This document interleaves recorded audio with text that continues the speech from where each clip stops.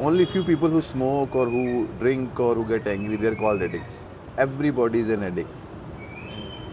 We're addicted to thoughts. Our thoughts are consuming our energy. Look at me. Right? So I'm going to do meditation. So you get a thrill out of that thought and it's consuming you. And you make your identity with that. So essentially it's a addiction to thinking. Because in that you feel you exist. So when I say that, if you say, I am angry or I have an issue, and if you don't create some nice image, that is way to break addiction. You're just facing the issue as it is. And you say, I do not know what to do, I am like that. That forces you, like suffering forces you to see your issues. But when it comes point to look at it, we just start to find some spiritual philosophy to look at that way. Because ego wants to feel better about itself. And ego is actually feeling shitty into that. And it's a show me a way. You're not looking for a survival or a higher growth. Your ego is freaking out that I am shitty, what I am doing.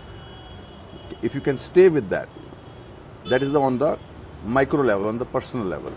But when you go out to a different institution or place, you have not addressed the original issue, you will get addicted to that situation. And that's where power politics starts. Even the greatest of places are fucked up because people start to create their addictions to their roles there.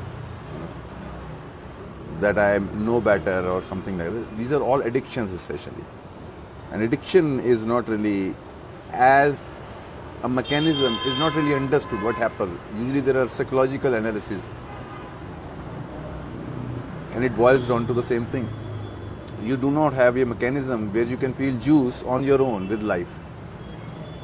Not through any object to feel juice with. Because if something makes you flow, you are going to, why somebody drinks, why somebody does anything. It is not that something suffering, something happens which you like. That's why you go there again and again. We don't look at that, that I like that.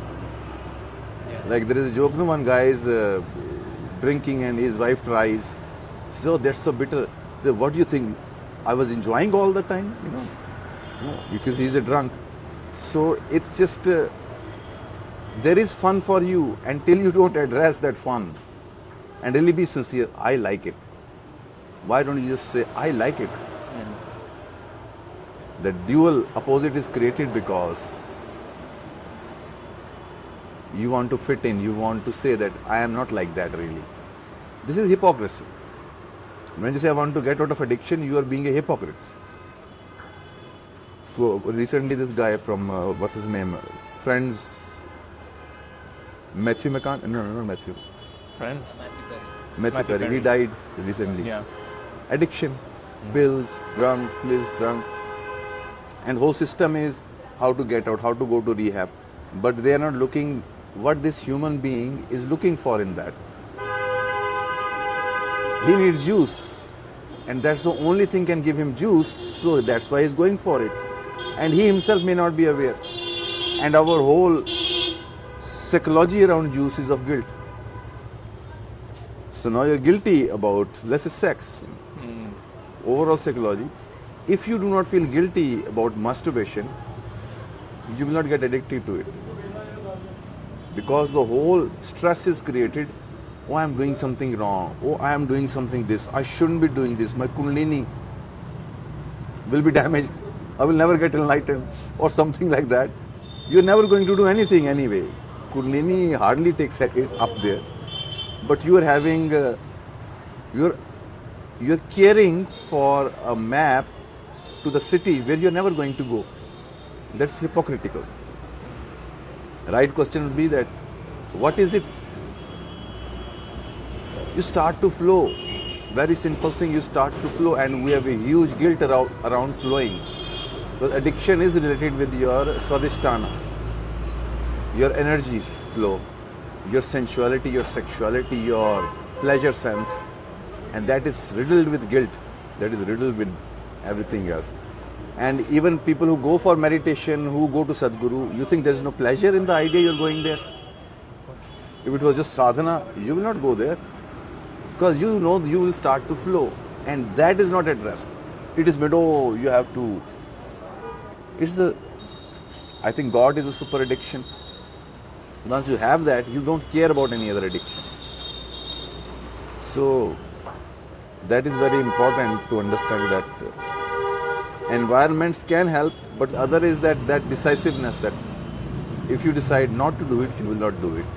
And if you do it, you know you're just doing it now, you will not do it again. But you know, once you start, then you will go on. So who is this? And that is real you. You see, if you're not dual, you won't have ego. So you know something is not good for you. You decide every day, but still you do it. That is the shadow aspect of your decision.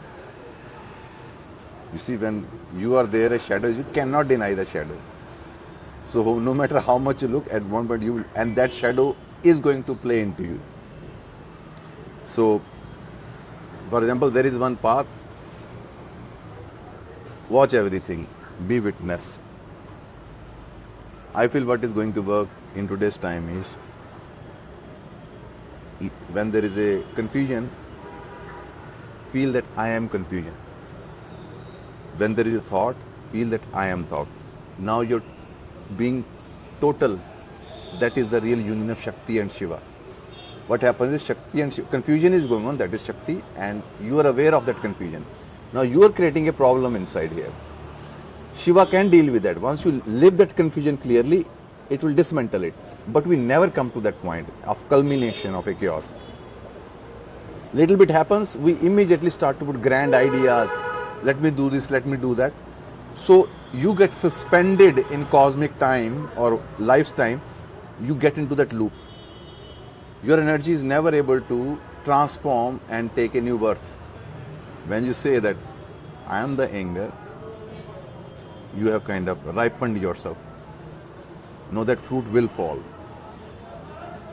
Because once you say I am anger, once you admit yes I am anger, I am angry, there is no division that I shouldn't be angry, you will be unable to get angry. Why you are getting angry? You're sitting on it and you say I shouldn't, and then you go boom, fuck it, I will do it. But you know I am anger, you are more humble about it, then I will point out to you that listen, do not say this please. Now this is anger as a wisdom. Same, because it's basically wisdom. Yeah. It's energy. But it's just repressed, so it doesn't play any part in our life. But when you say, okay, if you can just tell somebody, for example, in male-female relation, pretension starts, no, I don't want to really sleep with you, I'm just trying to be friend. So your whole mind will play that politics game around it and you won't really relate. But if you meet the woman, you say, you know, there is one part of me which definitely wants to live with you, but that is not my priority. In that you have killed it. You have brought it out in open. We are not letting our things to come into light. Even though person will say, you are a bastard, this and that, don't be afraid of that. This is who I am. That is a real dare, spiritual dare. Why Shiva is called Digambar? This is the naked one. Means whatsoever you are naked in front of yourself. And that's why such people are scary. Because if I know all my inside out, I will look at you when you're saying and you will say, fuck, I can't be hypocrite, because you know what you're saying is not true. Others say, yeah, I agree, because other person is also playing the same game. So there is a, oh, I understand him, he understands me. Because like Kabir says, well, there's one saying in it, when two blind people meet, they really welcome you. Hey, how are you? Andha mile andhe se kar lambe haath, means because it's same. So it's in today's culture we need honesty more than any technique. Absolute brutal honesty where I am standing, what I really want. If you want a woman, admit, yes, I want a woman. Don't pamper it around with the holy ideas and this and that. Yes, I want that. In that you evolve. Because when you say I can't have it, your whole psyche, please stop staring, sir. Your whole psyche start to. So this is, before I am getting angry, I just tell him stop staring because I'm feeling This is it. a perfect example. This fell, yeah, is perfect. So that's my point. That he will, because psychologically I would go, he thinks I'm a holy man, so I will just start to melt. So what I was saying, sir, this truth is, so that is not the point. So, yeah, I tell you that is the most difficult thing to do. It's the most vicious thing to do to yourself when you say to yourself, yes, I like it Yes. and I do it. There, first time you are settling with yourself as you are. And law of nature is once you settle with something, nothing stays. It will move on. You will end up evolving. It's not that your decision you have to make to evolve. This is the mistake people think, I will evolve if I make a decision. No, once you have lived totally, seen the inside and outs, you have just gotten off. Your plane has taken off. Because it's no more interesting for you. It stays interesting as long as you have not seen the total hell and heaven of it. So, same here. You live the hell in heaven in pleasure, but you postpone the hell and it pulls you back. Because it's not two separate entities, heaven and hell. They're together. You eat half fruit and you say, rest I don't want. But it doesn't work like that. So it becomes attractive. But once you live whole of it, if you want to end pornography, make interaction of male-female much easy and smooth and without any guilt. Yes. When people go through a breakdown and breakthrough, when they realize who truly they are, as they are, how they made stories around to justify themselves and they thought this is my truth. And life will not leave you alone. It will bring you to your reality again and again. And once you look at it and say, yes, this is how I am. But thing is, people won't let you relax with it. How you could do this? Why don't you just do something about it? Why don't you become schizophrenic for us? This is what everybody does. Become schizophrenic. If you like something, you say, I like it. Do it with.